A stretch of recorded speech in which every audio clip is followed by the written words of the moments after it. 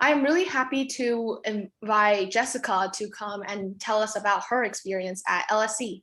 So let's start off.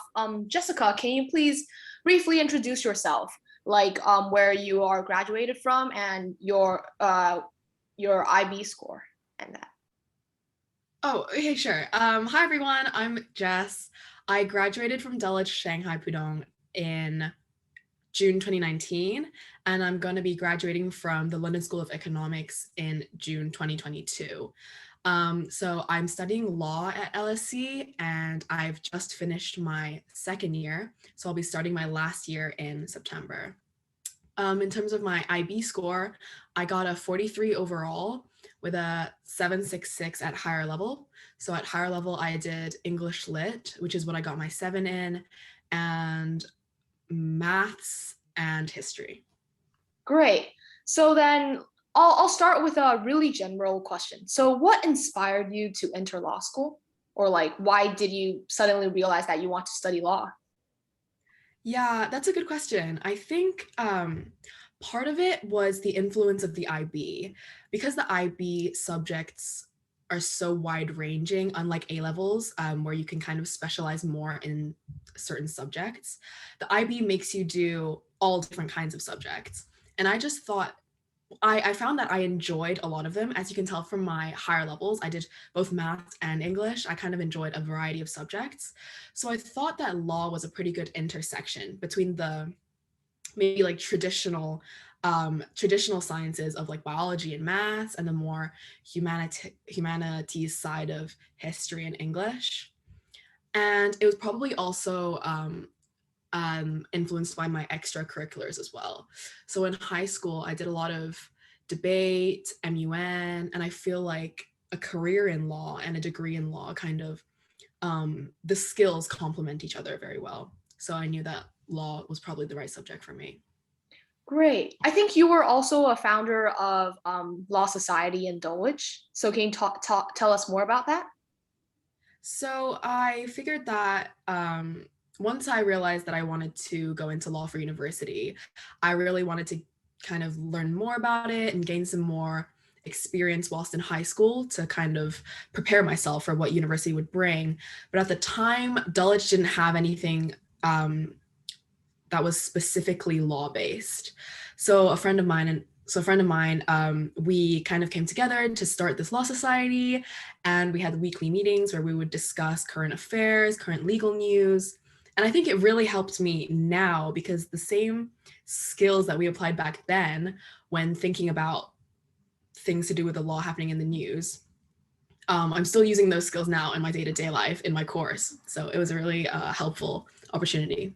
Yeah, I actually checked out your website, I remember I was checking on Dulwich website, like the Firefly, and then I just saw your like there was a section of Society. I actually Oh, went through yeah. it. It was quite long, but like I learned a lot from it. Yeah, I think it was really cool. That's really good to hear. Thanks so much.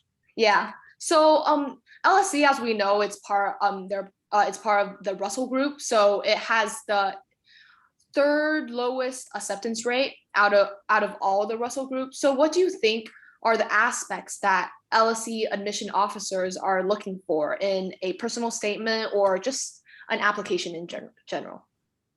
hmm well, I think first and foremost, I guess it goes without saying that the grades need to be there. But I think since most of the applicants will most likely have the grades, what's going to set you apart will be your personal statement and for law, your LNAT score. So for your personal statement, um, I would say that they're looking for you to demonstrate genuine interest in the subject that you're applying for. And the way you can kind of work that in is by maybe talking about your something that you're learning currently at school and how studying that kind of piqued your interest for the subject that you're applying to. Maybe it's the skills that you developed, maybe it's the content that you're studying, anything that links what you're doing currently academically to what you want to be doing academically in the future, I'm pretty sure is what they want to see. Also, it helps if you have the relevant extracurriculars to support that. So, as I said, I knew I wanted to study law. So I did a lot of debating and MUN in high school, and those kind of advocacy and research skills, I'm sure, helps me in the application stage. And they're not looking for this specifically, I would say, but if you do have work experience, that would be really helpful in showing um, a long-term, I guess, interest in the subject that you're applying for. Okay, great. So apart from the personal statement, I believe that we also have to prepare for LNAT.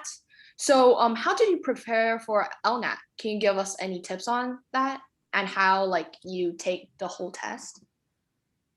The LNAT, so there's two sections, if I remember correctly. The first is a multiple choice critical thinking section, and the second is a short essay.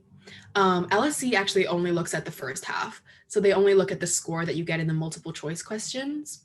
And that part, I would say, is easier to prepare for than the latter section. So that's good.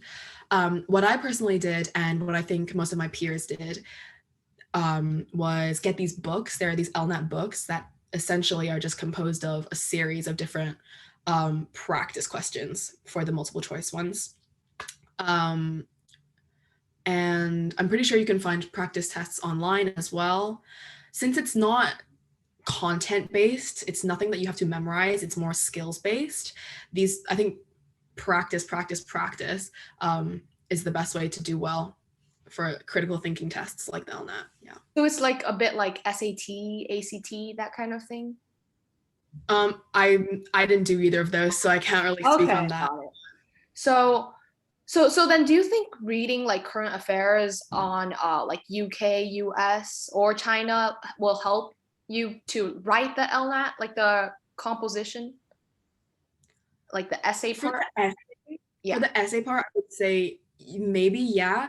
Um, Although I think they're just trying to see how clearly and accurately you can write in a short period of time and how quickly you can synthesize information to produce an argument rather than necessarily how much you know about a very specific topic in current affairs.